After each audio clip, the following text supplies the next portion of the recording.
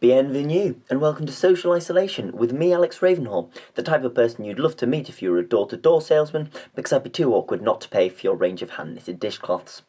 This podcast is a way for me to cope with the boredom and mental strain of being cooped inside for months on end, and hopefully provide some light entertainment for you, listening to people you don't know talk about things they love and are passionate about. Or, for the rugby fans out there, get little to no enjoyment for the next 70 minutes. The idea behind the podcast is to reconnect with friends and talk about things that they are passionate about and enjoy. You'll be happy to know that even though I go to Tapenard Cooking Camp every year, there are no podcasts on the subject. Talking about things that you love releases those sweet endorphins we're all craving. And so, if you take anything away from this podcast, it's to ring, text or FaceTime that friend you haven't spoken to in a long time and have a nice long natter. Over the following recordings, you'll hear discussions on several topics, including acting, comedy, football, Pokemon, music, and television. Feel free to listen in on those that interest you, or just listen to them all, and maybe you'll develop an interest from the impassioned discussion. Disclaimer time, none of us are experts on any of these subjects, and neither do we claim to have any success in these areas. These are just people talking about things that they enjoy. Finally, as you can hear, I am recording on this shitty little iPad, so apologies if the sound quality isn't quite that of some other podcasts. In today's podcast, me and my brilliant guest Orla Harper are going to be building our dream pubs. From what we're going to call it, to what we're going to serve on draft, to the food, we're going to cover everything and maybe talk about a few of our pub experiences along the way. On that note, this podcast isn't about glorifying getting really drunk. It's more about the institution of the pub and all the great memories you can have without even a drop of alcohol in sight. That being said, there will be a fair bit of mention about alcohol, and at this point I'm going to remind you to drink responsibly, because if you don't, you're just daft. Enjoy. Final tiny little bit from me. I like to set myself little challenges to varying degrees of success throughout these podcasts. Today, my aim is to speak a completely made up Latin phrase and get Orla to believe it. That's the aim. Let's see how it goes. And enjoy, listen, and grab yourself a drink if you fancy, alcoholic or not. Right, let's kick things off by introducing my guest today. They are a dear friend who loves the pub almost as much as I do. They're a terrifically talented actor, just finishing off their degree at a time when a beer garden sounds like the perfect way to spend an afternoon.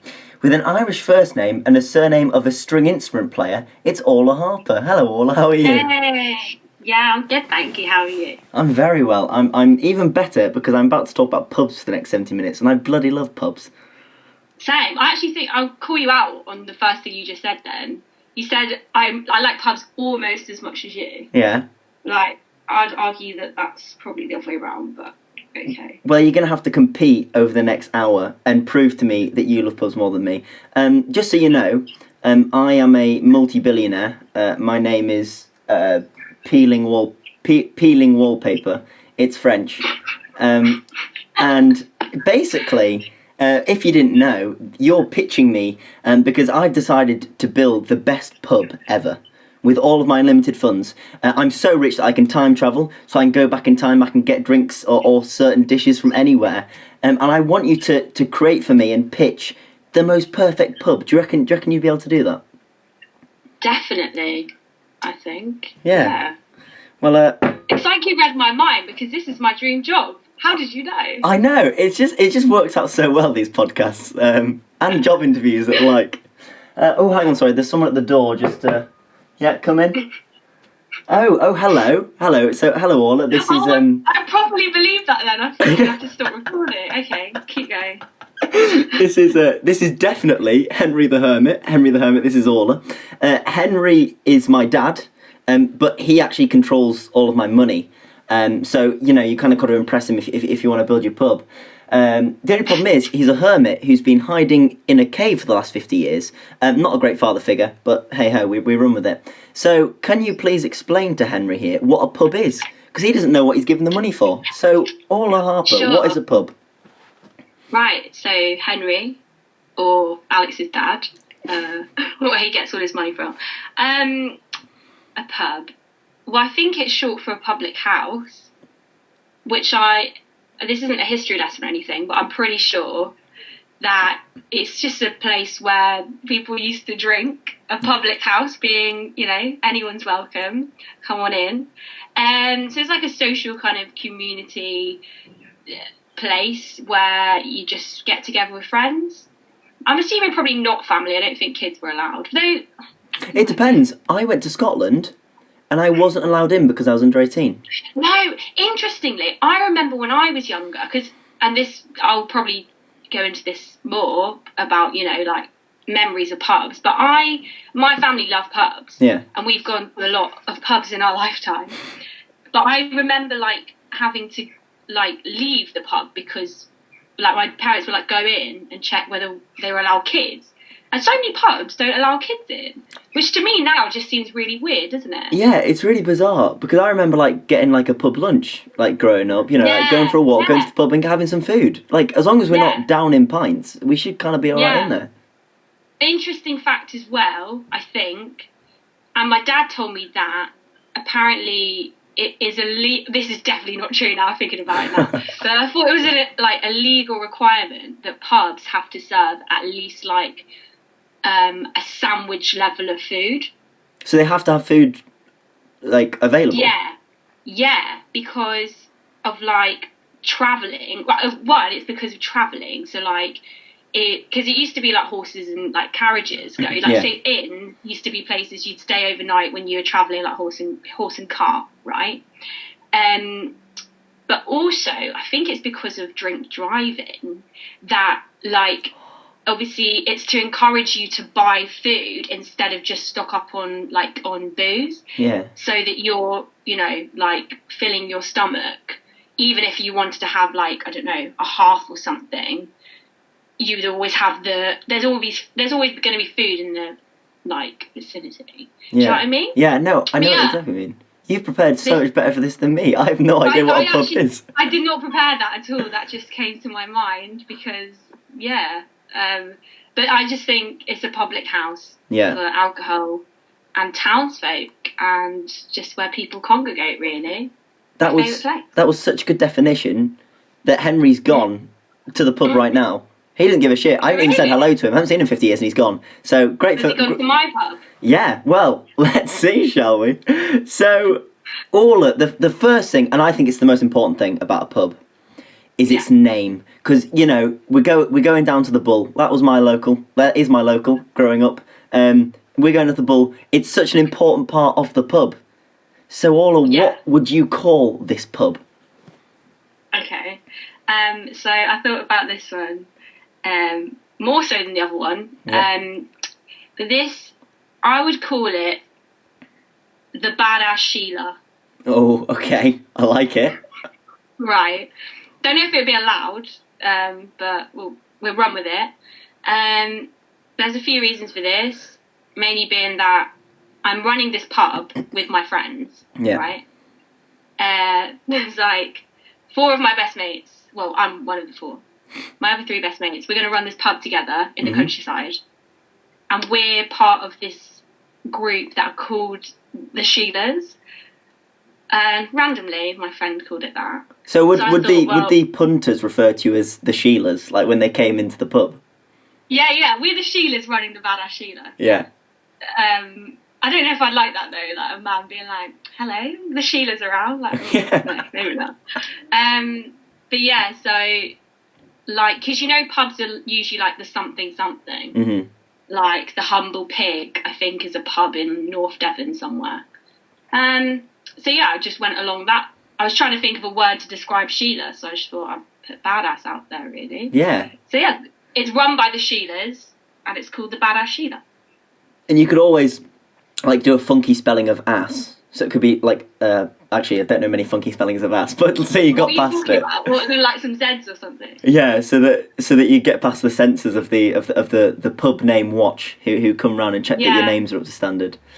I'm hoping that it's going to be quite far out in the countryside that even the local authorities won't know. It's top secret. It's underground. Oh, it's an underground pub. Oh, exciting stuff. Yeah. What about yours? Mine is called... It built off 2 things. My love of comedy and my love of my family, in a way. So I would call it The Raven's Gamble. which I think is quite like Dickensian. Raven, because my last name's Alex Ravenhall. No, my last name's Ravenhall. And because I think my favourite comedian at the minute is Ed Gamble. Who's absolutely terrific. Nice. So I thought I'd mix the two together, and that's that. Raven's Gamble. Yeah, the Raven's Gamble. But it would be known as the Raven, because I don't like the Gam. The Gam's a bit, it's a bit icky. If people go into the Gam. Gammy. You don't want it to be called the Gammy, do you? No, exactly. So the Badass Sheilas, absolutely, I'm loving it already. But every pub has a good 2 beers on draft, and they can be lagers, they can be normal beers, whatever variants there are. I don't really know. Guinness is a type of beer. I'm sure it's got its own special thing. I thought you were an expert. Didn't you know all this terminology? I don't really go for the drinks. I go for the environment and the good times. So. Right. Okay. Never bought a drink in your life. No, never, and I will refuse to admit it. It's always my friends that buy it for me. I transfer them afterwards. Yeah, every time. I say, but so I it's my pub. I'm going to give you 4 draft drinks. You can have 2 ciders and 2 beers. Okay. So what are you having on draft? Right. So for my beers / lagers, whatever we're calling it. I think in general, like Italian beers are my favourite. So I like Beer Moretti. Yeah. I like Peroni, so I'm going to go for Peroni. I know it's the classy one, and like if I saw it in like a student bar, I'm not going to get Peroni because it's too expensive, isn't it? But in the Badass Sheila, we're going to really nationalise the Peroni, so make it a bit cheaper, fun for everyone, because who doesn't enjoy Peroni? Okay. But also, so the other one is an ale that I have in my local pub in town, in Devon.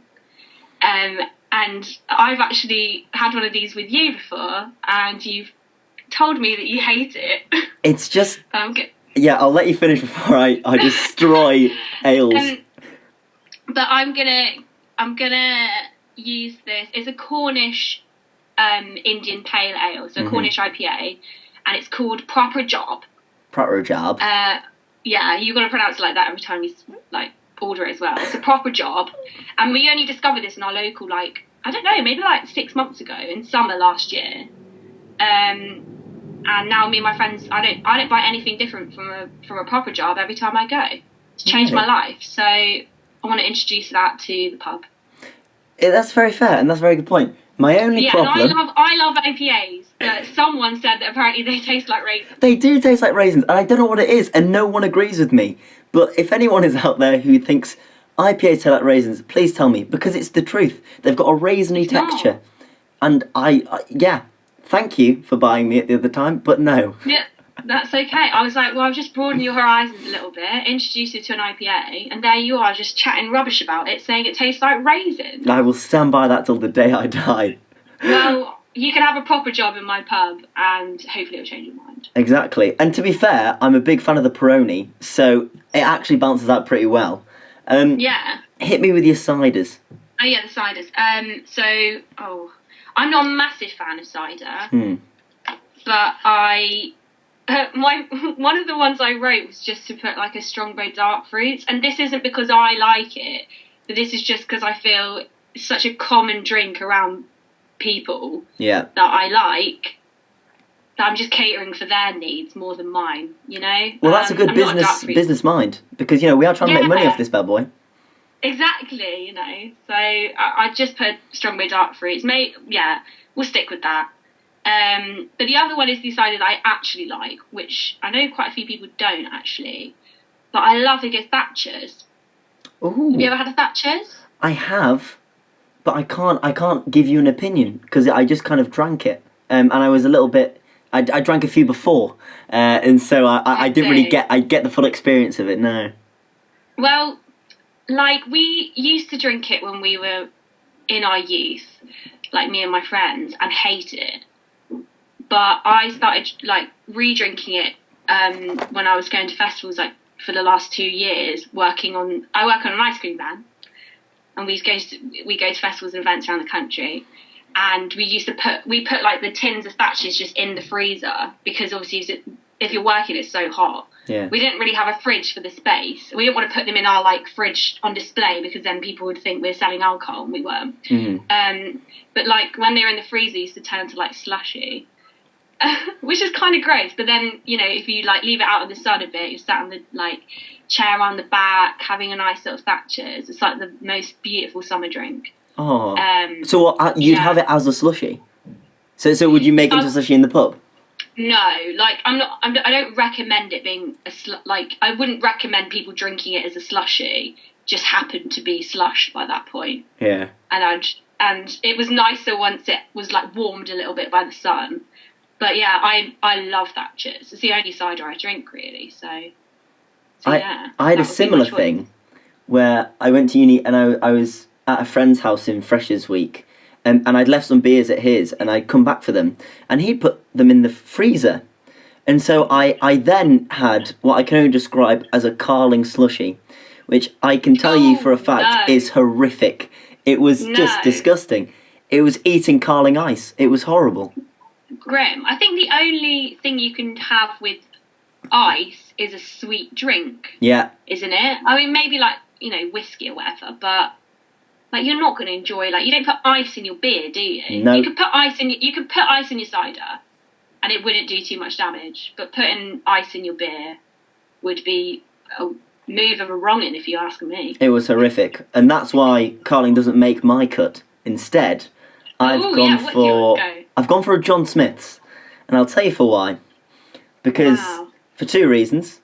Firstly, if you went to the pub before 4 p.m. in the afternoon, where I grew up, obviously after 18, you could get a John Smith for £2.70, and where I was growing up, that was the best deal I could find, because like it was quite an expensive area booze wise, and so I love that. But also, I see John Smith's from a student perspective as a meal in a can, because it's just so bloody heavy. And so you get a lot for your buck, I think, with a John Smith. Is it like a Guinness? Is it? Yeah. Is it dark? Yes, extremely dark, and it's very not wheaty. What do they put in beers? Hops. It's very hoppy. Yeah, so I'd go for that one, I think. And then my other option is an Asahi, because where I work they serve Asahi. It's a beautiful Japanese dry lager, and I fell in love with it, and I really like it. And that's like, if I'm going out for like a posh meal or something, that's the drink I'll go for. Yeah, it's nice. I do like Asahi. Now, have you ever had a cloudy apple cider before? Are you talking about the Strongbow variety or a general? I think it's the Strongbow one. I couldn't actually remember. I've just put down cloudy apple. I think it's the Strongbow one. No, they sell that in the local as like Strongbow cloudy apple, and my friend usually gets it. I'm, as I said, not a massive cider fan. I think I'm going to stick to Thatchers for the rest of my life. But she really likes it, so... Yeah. Well, I'm kind of chameleonic. Like, I'll drink what my friends are drinking, and I have one friend who I work with who will after a long shift, will go and get a cloudy apple. And it's just that it brings us together, I think, over... Yeah. I think that's how I got onto the proper job, actually, is because I was with my mate, and I was like... Because we were doing rounds and he was starting, I was like, oh, well, can you just go? And I was like, just get anything, feeling experimental. And then I think he, like, as a joke, kind of bought this, like, proper job, like, Cornish IPA. But I really liked IPA. And then we tried it and we were like, this is banging, we're going to get this every time. Yeah. I like being social with drinks. So if you're matching someone, it's the best way to do it. You're in a pub, you know, you're in a social environment anyway, so... Yeah. It's just something to talk about, especially... especially if it's someone you don't know very well, it's a good jump off point. Yeah. My other What's your one. other cider? Yeah, my other cider, right? Copperberg Black. So it's black currant. So it's just like dark fruits, but worse for your teeth. It's just proper sweet. Like, it's intoxicatingly sweet. But like, I'll only drink cider if it's one drink.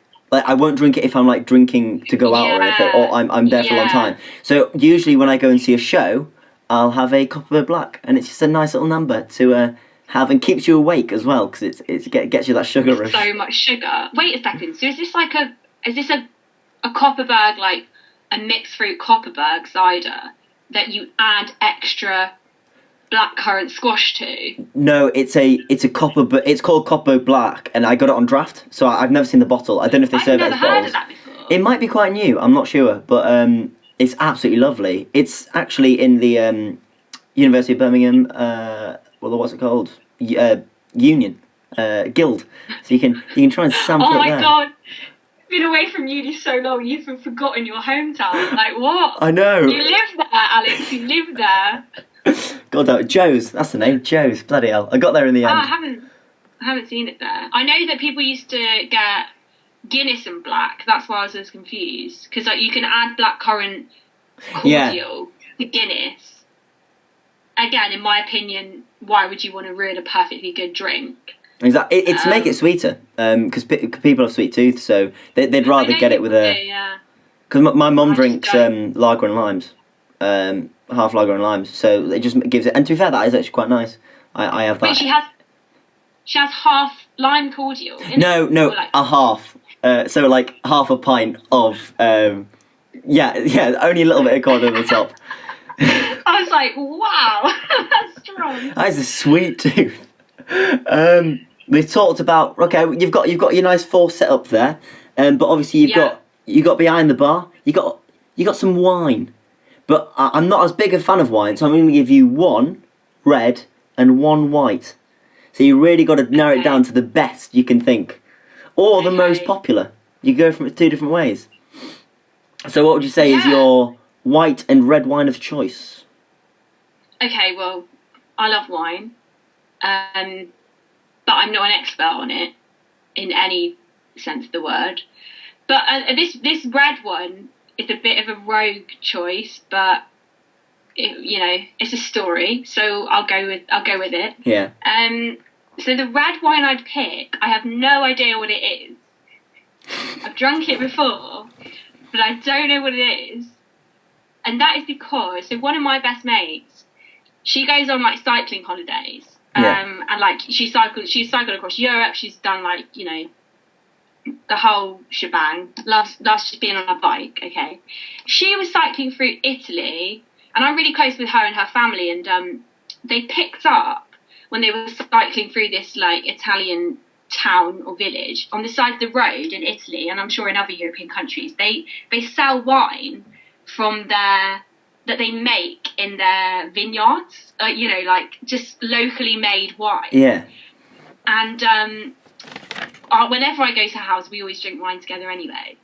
So when I went over after they come back from Italy, they had brought this wine back, and it was literally in like a plastic bottle, like a massive plastic container, just like the most beautiful red, like because it was so fresh and so like natural, because obviously when you make wine in like, not that they make in factories, but also if you buy wine from like a cheap wine from Tesco, it's going to have so many like additives, nasty shit in it. Do you know what I mean? Like It's not the nicest. I mean, don't get me wrong, I definitely will still drink it, but this stuff was like, we had one glass and we just didn't speak. We were just like, this is incredible. It's like being in heaven. Because I love red wine, it's my favourite. Yeah. And they didn't really understand much Italian when they were buying it, so it was just kind of like wine, this is the local wine that they'd made, no kind of like they didn't specify what the grape was or whether it was, like Merlot or whatever. Yeah. But it was just absolutely gorgeous. And and even better that it was, made by them. Like, they probably squashed the grapes with their own feet. Yeah. And that's just adding a little bit of extra flavour. Well, maybe, I don't know, but it's something magical in that. So the practicality of transferring that to my pub might not be great. I've got the $1, all right? Henry the Hermit's just bankroll on this. You have got no financial stipulations in place. You can do what the hell you want. It's funny you say that, because my dad, a similar thing. My dad is a French teacher. He used to do exchanges before they were banned, and he stayed with a man who made his own cider. his own apple cider, and he'd bring it back for us. And there is something different about it. It's just got like it's the first taste of it's got an aftertaste.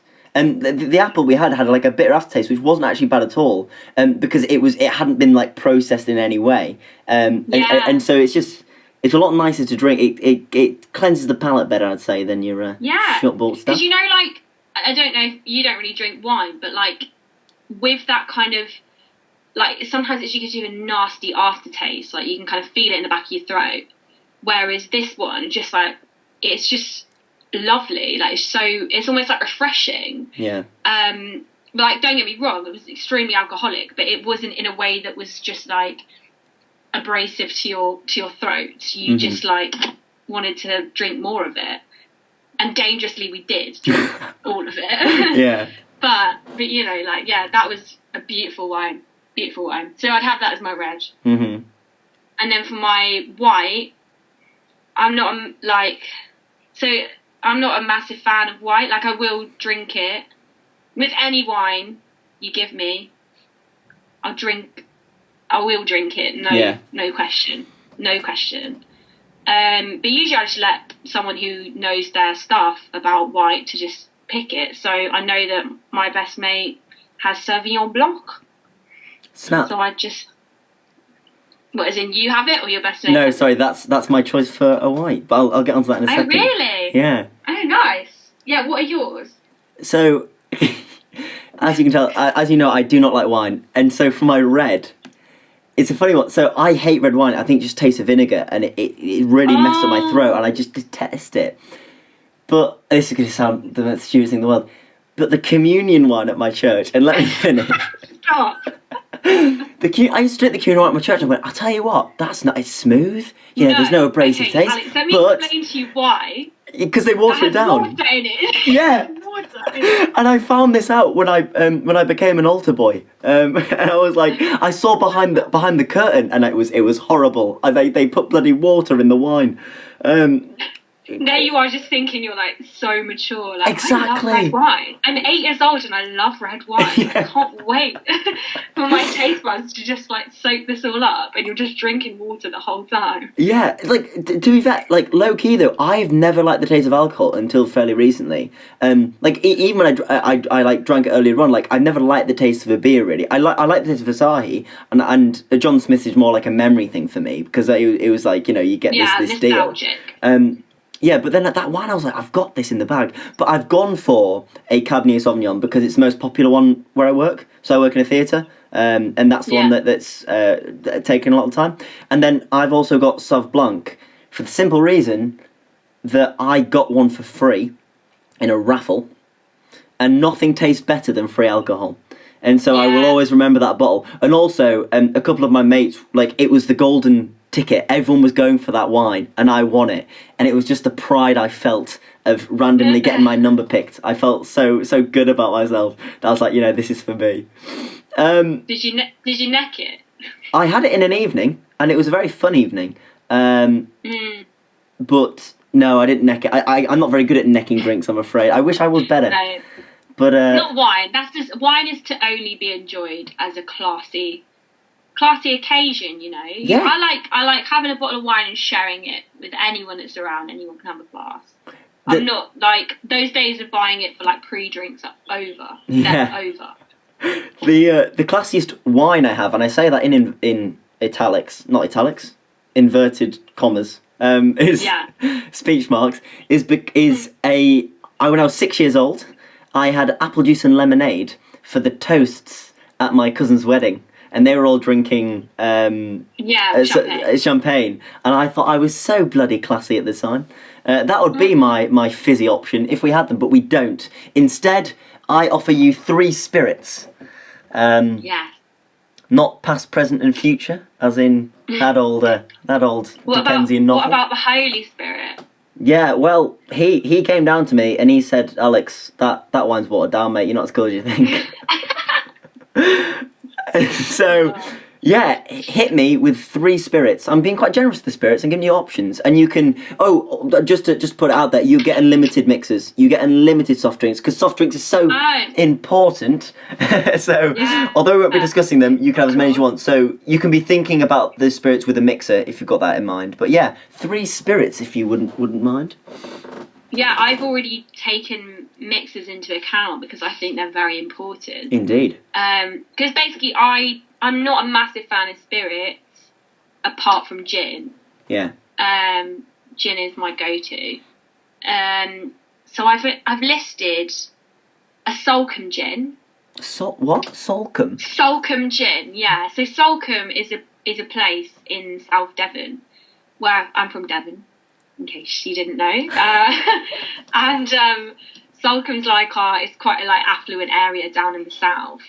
And basically, so someone told me when I tried this gin that it was really nice gin, so I enjoyed it. Do you get what I mean? Yeah. I feel like this is the case for quite a lot of alcohol. If someone who you respect tells you it's nice, then you know while you're drinking, you're like, that's really nice. Yeah. I'm not going to change my opinion on that, because especially people who know their stuff about gin, because people get really picky. They do. Really Gin's a touchy subject.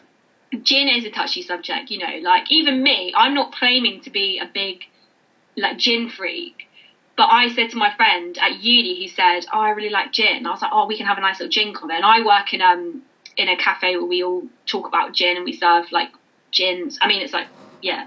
And I was like, what's your favourite gin to him? And he was like, probably Gordon's. And I was hoping we were going to have a really nice kind of, expanding conversation. You started on the one that everyone knows. So, I don't pick Gordon's for the sake of just trying to look like I know what I'm talking about gin. That's why I haven't put it on the list. Yeah.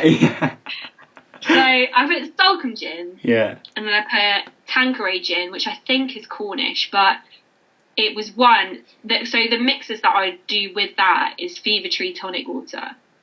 Do you serve that at your work? We do. It's funny. The ones glass bottles. Yeah, the little they look proper fancy. Yeah. Yeah, this is what I mean. They're the most beautiful tonic waters you can get. Plus, they've got loads of different flavours to them. So you've got your elderflower. That one bangs. Very nice for a little fruity addition to your gin. Yeah. But also, the Mediterranean one is really nice, and that's what goes really well with Tanqueray gin.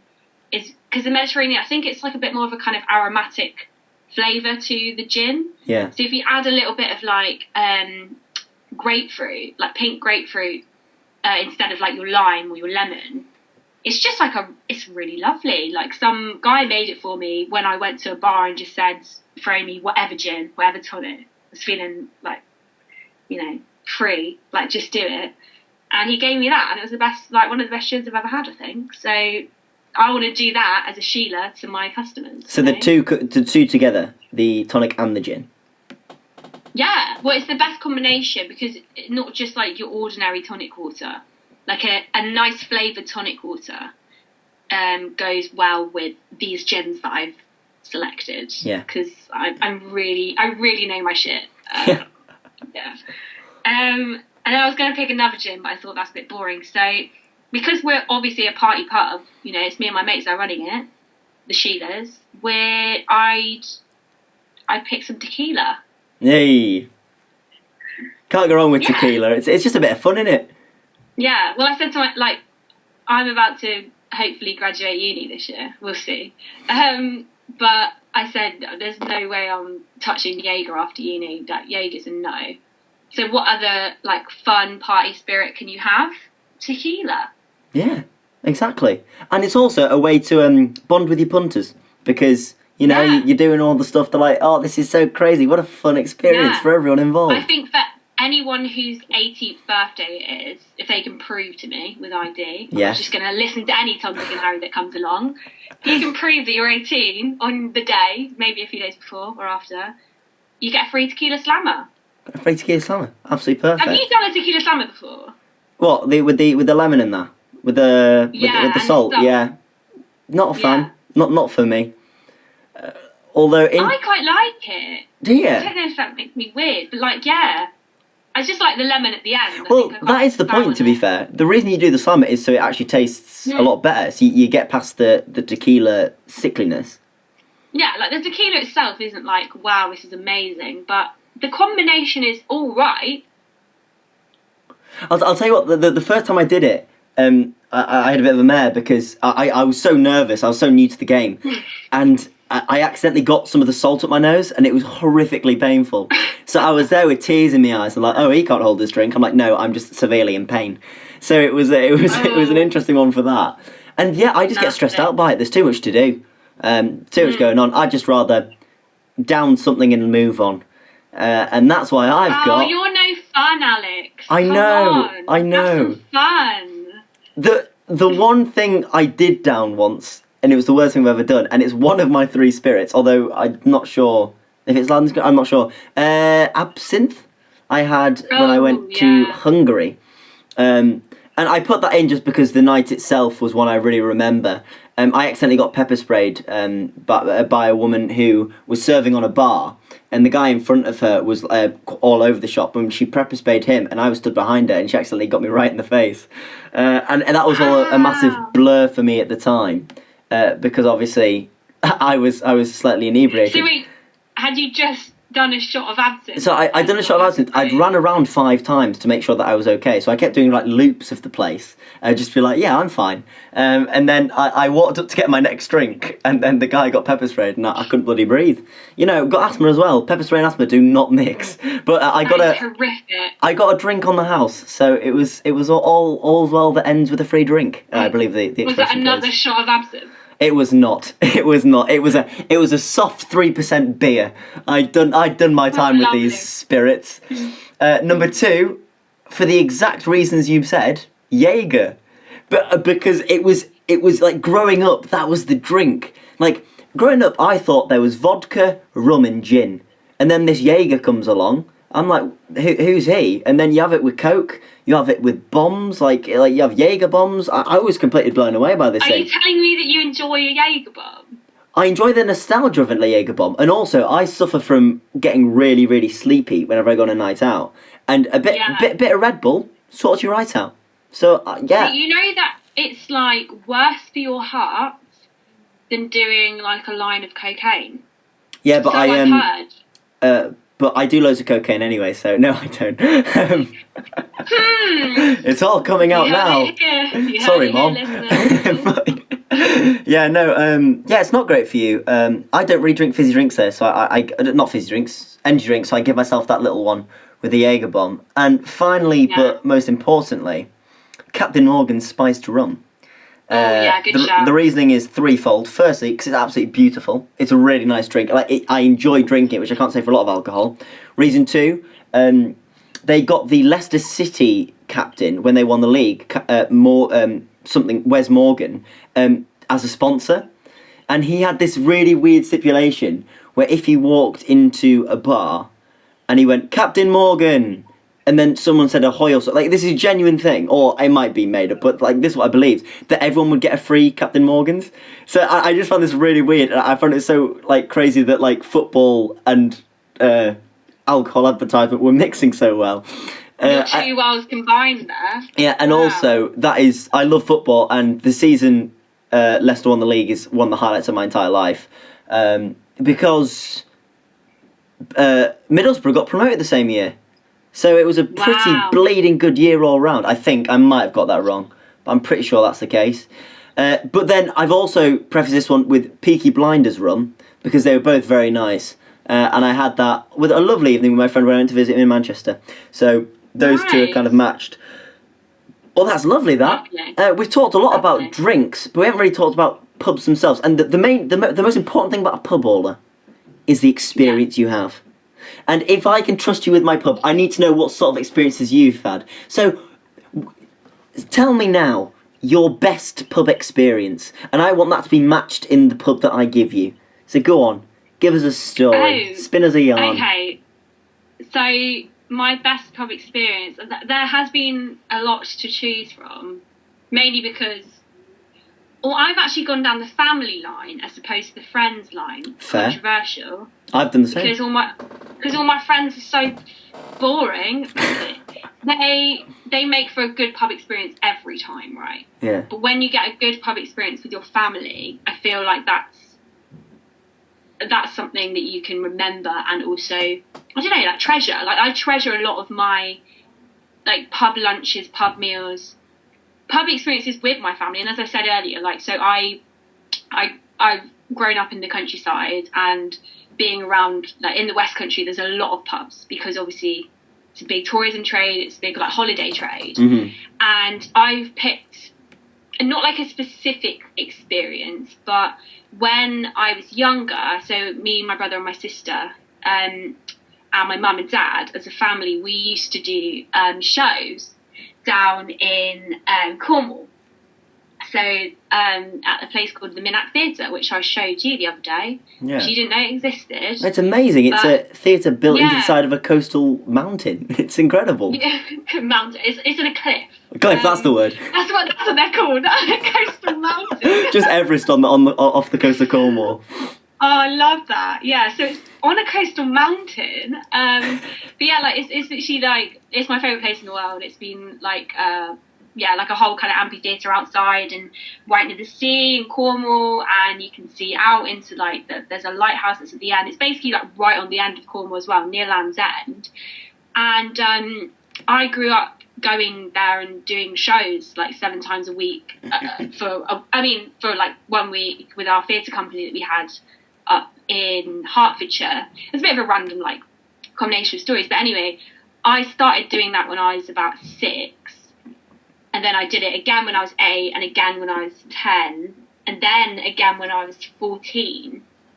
And every time you finish a show, like, you know, that all the cast and the crew were like hyped, you just like finish the show, and usually they went down quite well because you get loads of people in. It's like a capacity of like 500 people, I think. Mm-hmm. Like, it's pretty mad. And there's a pub that is right near it called the Cable Station, and we would go there as a like company after the shows every time to just get like cheesy chips after you finish a show, plus, you know, any beverage of your choice. Obviously, because I was younger, I was not drinking alcohol at that point. When I was 14, me and my mate that did it together, our families did it together, we would like slide like bits of our like dad's like beers, and I think we were like really cool, like, you know. I think there was one time I got my brother to buy me a drink, like, but it was only like a half, and I literally just thought I was like the shit. Yeah. But like, yes, we just always just sit in the pub like as a company, just like reflecting on the show, you know, talking about stuff. We'd have like karaoke nights, we'd have quiz nights, we'd have everything. It was like winding down from a show, but also just watching my parents like have such a good time with all their mates, and me chilling with my mates, and like just the vibe was just like nothing happier, I think. Like just watching everyone you rate each other. That's my favourite thing anyway. Yeah. So yeah, like those are the best pub days. Like, which is weird because those were days I wasn't even using the pub for alcohol. I was just using the pub for what it was. Well, you might not know this, but in my introduction I do say this isn't about alcohol, it's about the foundations of a pub. The pub is amazing. It's such a magical place. It genuinely is. For me, my best memory is on my 18th birthday, me and my dad having a pint together. It was something like I've wanted to do for so long. And I'm not saying it was my first ever drink or anything like that, but it was such a really nice moment between the two of us. And we had one drink, and we were absolutely pissed because he's a teacher at my school. I'd been playing sport. It was the last day of term, so there was a lot going on. He had a lot to deal with. I was doing loads of sport and things, and we came back and we were absolutely knackered. We were a bit dehydrated. We had a drink and we were off on our merries, and it was honestly one of the best days of my life. Then the rest of my family came in. We all got pissed together. We had a Chinese. I then went out and saw mates. It was such a moment for me. Can't remember the drink. Yeah. I think it was a Carling, but I'm not too sure. Not a great 18th birthday drink of Carling, but what can you do? But, you know, you've got to start off with start off somewhere. Yeah, I like that though, because for your answer there, you're offering a family experience as well as an all people experience. You've got a bit for everyone. Yeah. But with Because families, I carry think on. it's important with just like you said, the establishment of a pub is just so much more than just going and getting bladdered. You're going, as I said, I've got really fun family experiences, really fun friend ones, and I just feel very lucky for that, because it's never been a place that I've had bad connotations with. I feel welcome into pubs, and I feel very lucky for that. Oh, sweet. Food. That's a transition for you. Food. I'm going to give you 3 set meals. They can be from any time, any place. They can be exact meals. So it can be you went to a pub and you had an amazing fish and chips. It can be that pub's fish and chips. You can have that. So you've got 3 meals. Give me them. Okay, so I'm going to make this very easy for you. Because I thought about this. Oh, actually, this is how simple my brain is. That question, you were 3 set meals, and that confused me. So I was like, I'll just make this easy. In my pub, what I want is a wood fire pizza oven. Oh. Preferably round the back, because this is going to have a lovely beer garden to it. We're in the middle of the Devon countryside. Our main emphasis is going to be on summer trade, I think. So, massive beer garden, lovely, maybe some ducks, I don't know, a nice pond. Just throw them in there. But yeah, so we're going to have a wood fire pizza oven with a sourdough base, because that's the nicest, isn't it? That's how it's done. Don't know if you've ever been Francomanca. I was recommended to me by Sam, who's going to be on the show, and on the podcast, Jesus Christ. I went, and it was absolutely lovely. Do a dirty sourdough. Yeah, Sam is correct. It is a lovely place, and basically, I'm not going to try and replicate it as such, but I just think I'm going to make it simple for people. If you come to the Badass Sheila, the Sheilas are offering a wood fire pizza in the summer. So I kind of want this to be vegetarian, all of it, but also I understand, and I might put meat eaters off, and I might just need any customer I can get. So you can keep yours vegetarian, because I've gone for meat for all of my options, so at least they balance out. Okay, well that's fine. I'm just going to do completely vegetarian ones then. But yeah, just kind of you can just, build your own pizza, and that's what we're offering. And so that's for the summer months. For the winter months, I'm just going to offer pies, mash, peas, gravy. Yeah. Bish, bash, bosh. All just thrown on a plate, and they go, "Oh, is this it?" And you go, "Yeah, fuck you, eat it. It's going to be amazing." Hello, no, I'm going to serve it with love. That is the way that we run this establishment. It's all through love, and it's all through, carefully thought out cooking. These aren't just going to be your ordinary pies. These are going to be the nicest pies. Actually, the nicest pies that you can get is a place called Tom's Pies. It's definitely a Devon thing, I'm pretty sure. But they go around to festivals, and so I think there's the nicest one I had was wild mushroom, spinach and truffle oil or something. My God. Yeah, I know it sounds quite posh, but it was. I was treating myself, and yeah, and then they do it in a pot with mash, gravy, and peas, and I was sold. I was absolutely sold. So I think a winter warmer, that's what I'd offer, just a selection of pies for the winter, selection of pizzas for the summer. Yeah. Yeah, at least you've got seasonal options, because then people are like, "Oh, we're going to have to come back in 6 months to try these pies, because I've heard very good things." And Tom seems to be smashing it at the festival, so I'm going to come along and grab one of Tom's pies. Legit. And, me and Tom can sort out a nice deal. He can come and, I don't know, have a Peroni on the house for providing such beautiful pies for all my customers. But yeah, I just think that makes it easier, doesn't it? Yeah. I feel sometimes making people fuss over choice, we've got too much choice in our lives. Just give them one option. They'll be happy. And they've got to run with it. I'll tell you what, that is a very good answer, and you're smashing this. You really are. I'm ready to sell, but I need to trust you.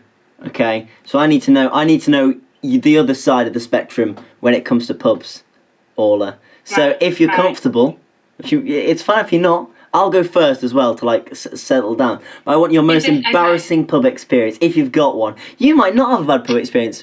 For me, mine's a weird one. Obviously, there's the classics. You get a little bit too drunk. You don't feel very well. But I'm not going to bore you with those because they're plenty. And yeah, you can see those videos other times. But mine, it was one of the first couple of times I'd gone out to a pub. And I was talking to a friend who was a girl, but it was, she was just a friend of mine. We were just having a nice conversation. And my geography teacher was sat in the pub, which was fine, That's awkward in itself, I would say. But what's even more awkward than that, Orla? When I get home and my dad is grinning at me because his colleague has been texting my dad all night saying how I'm trying to pull this girl.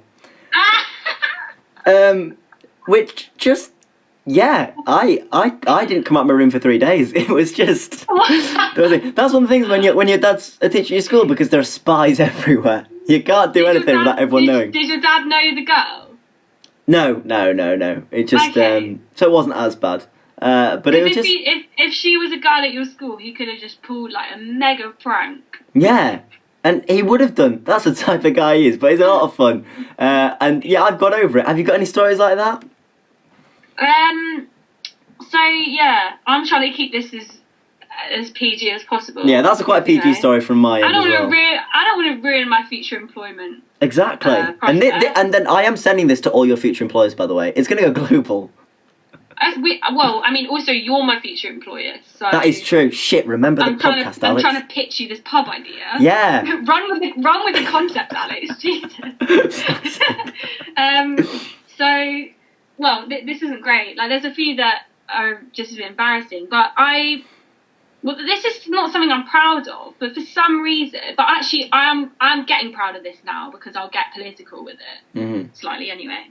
But, so me and my mates, every time we come back home when everyone's off at uni, and then we come back at like Christmas or Easter or summer, we always like go out in town. But it's such an awful night out that like the only way it's fun is if everyone goes. Yeah. So we end up having like a big group of people, and we always like get the same table even at the Spoons that is in my local town that we go out in, right? But every time, without fail, we always get kicked out, and it's so annoying because it's not me. I have a very respectful, pub presence. Yeah. As I said, I've got a very nice connection with pubs. But some people get a bit too rowdy. They'll start being loud. They'll walk across the table. They'll be spilling drinks. They'll be chatting to, anyone that comes along, and then we always just get kicked out of Spoons. But as I said, get political on this, I don't care anymore, because I'm just going to try boycott Spoons, because I don't like the way that they're run. Well, no, and especially at times like this when you're losing out on your local pubs because they just can't compete. Exactly. Yeah. Like, support your local businesses, really. And also, so I think his name's Tim Martin, the guy that runs Wetherspoons, who's, quite a loudmouth on the political discussions, circuit anyway. And whether I agree with his politics or not, I won't bore the details, but with this whole, self-isolation and quarantine and the pandemic that we're living in at the moment, he basically insisted that loads of his workers come in. He's been so bad in terms of guaranteeing them, the money that he's supposed to be paying them. He's trying to, lobby with the government to basically make sure that he doesn't, have to dish out too much from his own So pocket. it's the furlough programme rather than him paying them out. Yeah. So for me, I mean, as much as I'm like, I get embarrassed that we get kicked out of Spoons every time, I don't want to be antisocial. Well, I'm like, well, if it means that he's getting less money, great. Yeah. Kick me out all you want.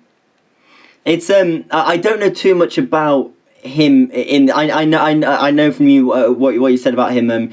Keeping them on for later when they're not completely okay with their health. But I do know that I won't name his name because I actually can't remember it, but the chairman of Tottenham Hotspur and Liverpool, and I think both of them are now paying their own staff, but they were using the furlough when these are multi-billion-dollar businesses, and they're trying to take off like the government at a time when we're really struggling, and everyone should be contributing to one another.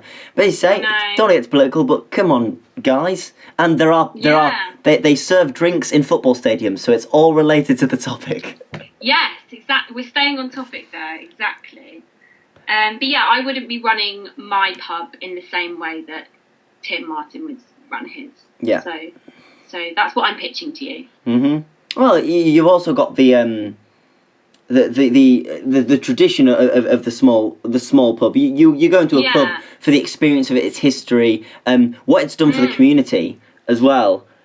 Yeah. So with that, he strips away all of that, and it then becomes it's what we were talking about actually, because we were talking about how like you might come into this thinking, oh, they're just going to talk about their favourite booze. That's not it at all. There is an experience that comes with a pub. There's like rituals that you do. You know, the people you know, the regulars, the community a pub establishes.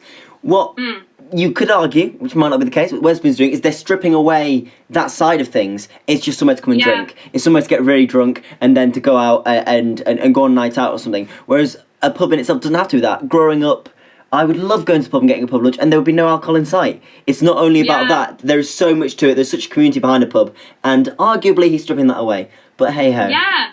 No, I definitely think that's true, and I think that he... you know, I totally get it from other people's point of view. You know, like some pubs are very expensive, and it's not, you know, feasible for all of society to be able to afford it.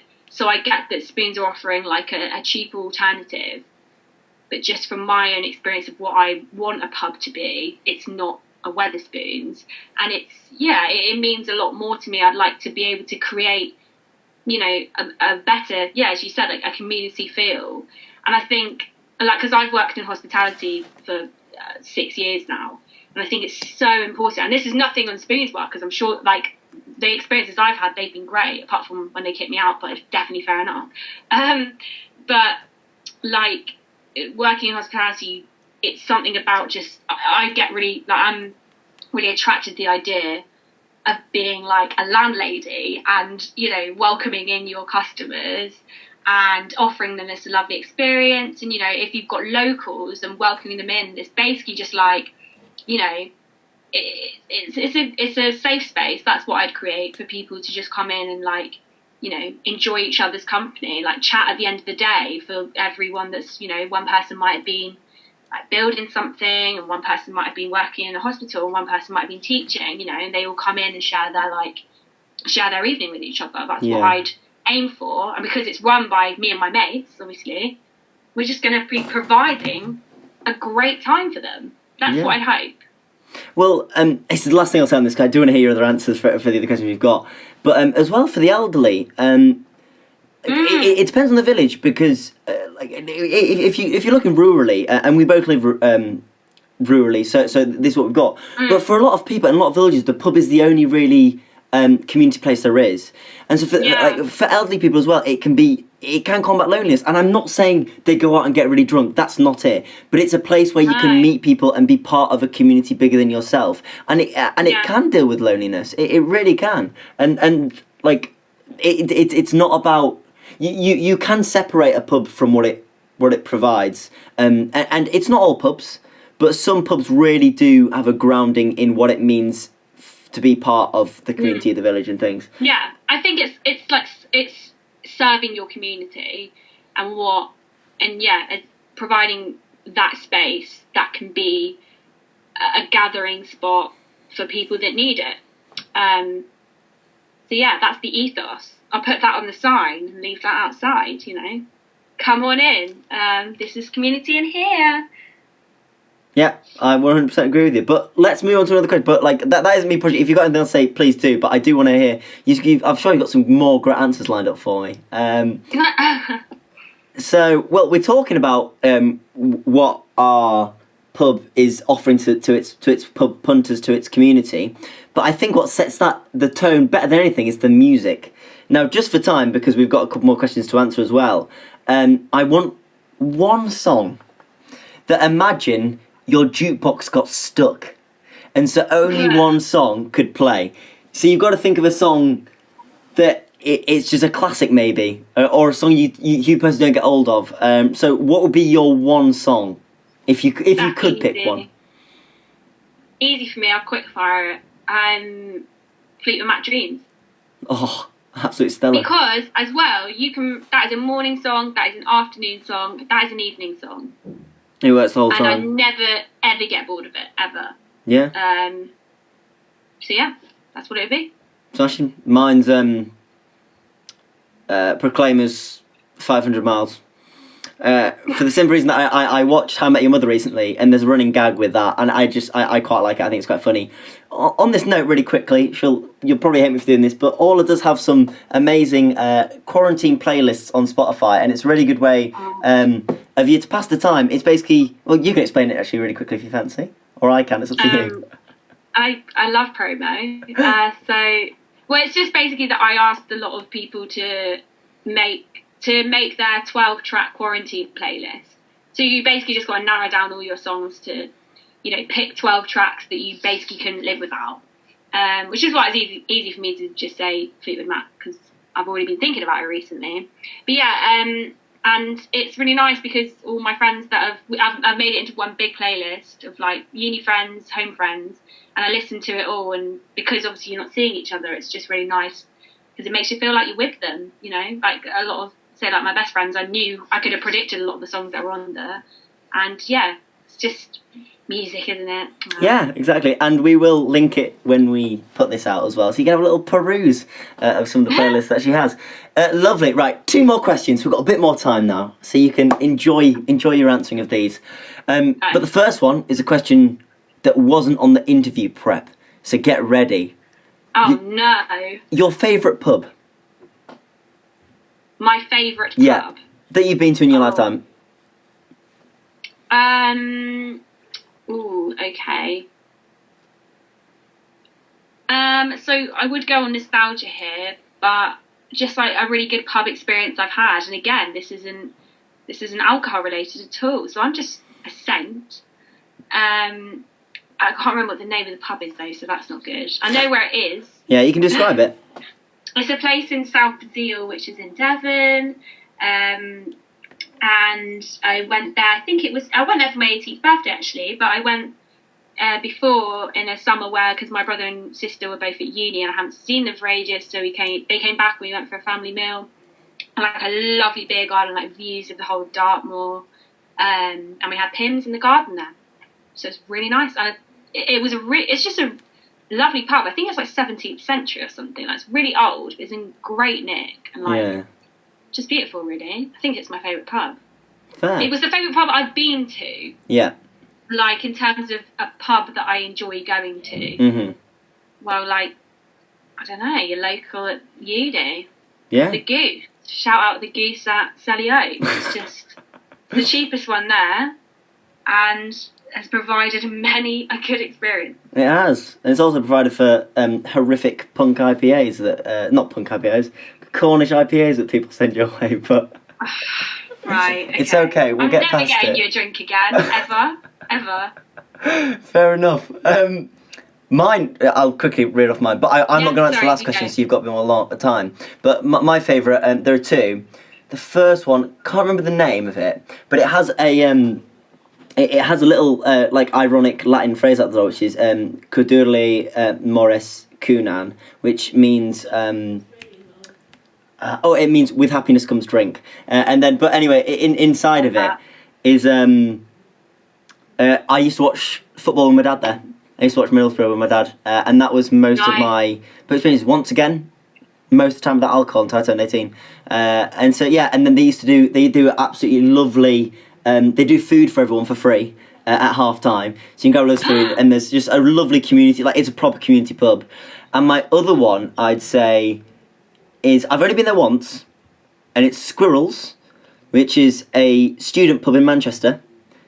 And it's for the simple reason it's the first place I've found with a pint below £2. You can get Foster's for £1.99, and to me, banging. 5 pints for a tenner, you're having a right laugh.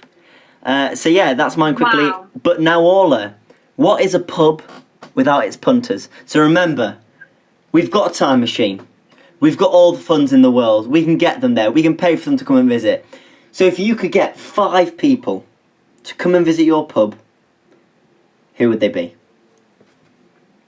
Okay, so I've reworked this question. Yeah. So bear with me on this. Mm-hmm. But this is inspired by an artist I saw at a festival last year called Beans on Toast.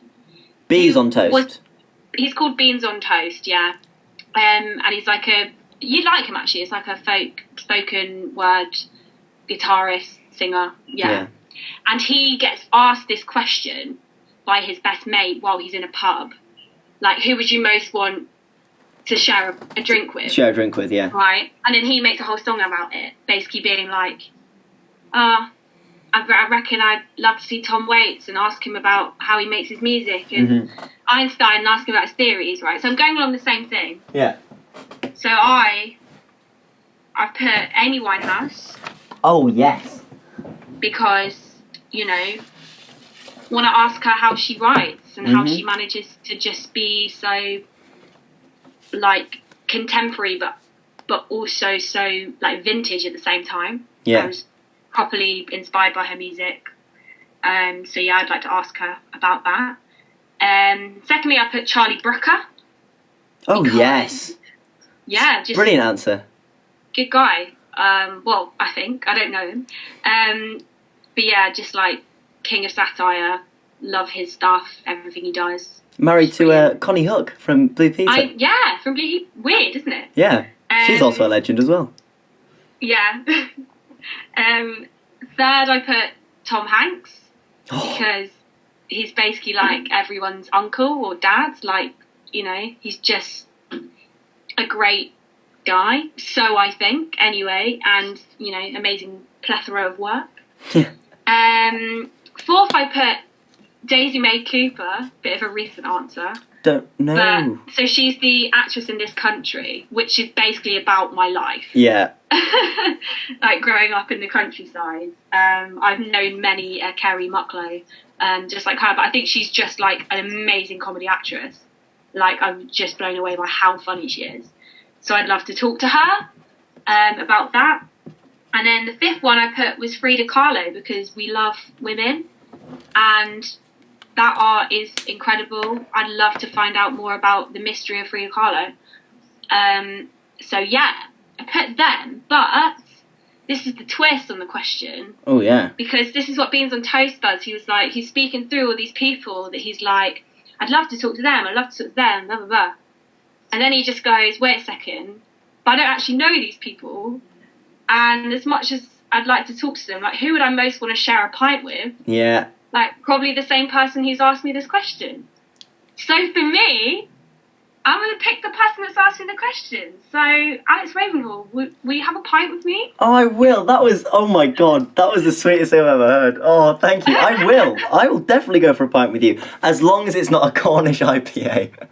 Lol. Well, I mean, that is the only beer that I offer. Okay, no, I'll take it and I'll enjoy it, because that was a really sweet answer. And hey, if you're trying to win this job, you're doing a very good job so far. That's the only reason I did it. Brownie points. That was sick. For me, there's one. I'll only mention one because I think I might do this because it's gone really well. You smash this. I might do more podcasts of this style because I really enjoy it. And I think you get to know someone very well, and you've smashed it for the first time doing it. But I'm going to mention one, and mine is. Well, two. Ignore me. I've got two. Don't let my answer just throw you. You have to. No. I've got my two. Mine are Andre the Giant. Who's that? I know who that is. And I'll tell you. Princess Bride. Yes, yeah, he's a huge guy for that. And that's because, and it's quite a well-known thing, but I find it incredible. And I'm going to give you statistics. In a 6-hour drinking session once, he drank 108. I've completely messed up. 156 beers. 156 beers. That is 14.6 gallons. And I bet he was just like tipsy. Yeah, exactly. He would have been fine. And it's 55 times the average amount of liquid you can hold in an average stomach. That's how much he drank in 6 hours. Holy wow. That would be fun to watch. So exactly, that would be a spectacle. And my other one for now, I've got more, but I'll save them for other times, is Angela Carter. And that's only because she's a... She's like a feminist writer in the 1970s, I think. I studied at A-level, that's in Aware Noah, but she wrote The Bloody Chamber, which is an amazing book. But the reason I mention it is because at the minute I'm writing a play, and she very highly influenced me. And I think she's a fantastic person. We've got a little bit longer, so I'm going to ask you one final question, Orla. And I think I'm going to go for... quite a simple one, but what activity would you allow in your pub? So a pool table, a bowling alley if you wanted, just throw that out there. Wow. A table tennis table. Remember, money isn't an option, so you could go for an absolutely wacky one, or you could just go for a classic darts and pool type pub. Well, this isn't really an activity, I guess, but it being me, I'd throw a festival. Oh, It'd be a festival every night in the garden, in our big beer garden. Yeah, that's amazing. It's like the Fringe, because a lot of Fringe venues are pubs. Yeah. Well, I'd love to do that, because I think that so I'd have mics up and stuff. You can use the venue for whatever kind of arty thing you want to do. We could have poetry slams. Oh yes. Open mic stuff. I'd get bands in to play every weekend, I reckon. But yeah, if you wanted to put on a short play, or perform some sketch, perform some stand up. That is basically why I'd want to have a pub, is for what other things you can have in it. Yeah, and it promotes grassroots arts as well, which is amazing. But mate, I'd love it to be a big art space, So it'd be a festival every day in the Badass Shula. Every 7 days a week. Orla Harper, that was magnificent. I've had absolutely bloody lovely time. You've got. I'll give you just 3 million. Is that enough? Just for a Kickstarter? Hells no. Are you joking? Shit! Okay. I'll give you 105 million. Is that just for now? And I can always keep supplementing if you need. For the festivals, they're quite an expensive game. Yeah, I might come back to you on a bit of a... It's incredible. You're now negotiating with me. That's how much you've smashed this bloody interview. Thank you so much for coming on. It's been an absolute delight. And listen to her quarantine plays, because they're really funky, and it's a really good idea if you want to pass the time during isolation, because it can be quite a down time every now and then. Make your own one. Yeah, and add them to the packet. Thank you so much, Orla. We'll be back Thanks for having me. Oh, stop it. We'll be back with more podcasts coming up on a variety of things. Football, Pokemon, some others. I can't remember. I'm not very good at this bit. Thank you so much, Orla, once again, and thank you for listening. I hope you enjoyed it.